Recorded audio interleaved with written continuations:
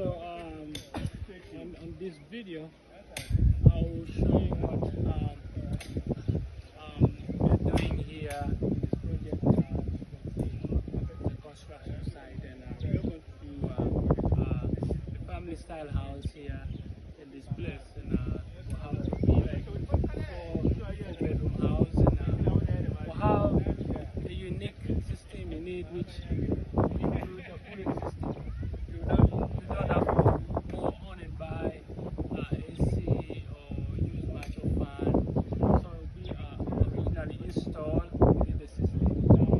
Then the house will have to be cool and cool inside. So as you can see, the pipe, and another one is there, and another one right here. So all of this one, in various sections of the house, will help provide cool air.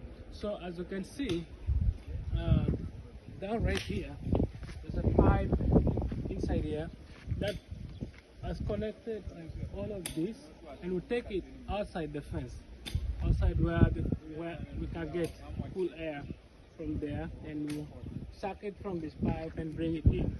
Then there will be a tube right there that will bring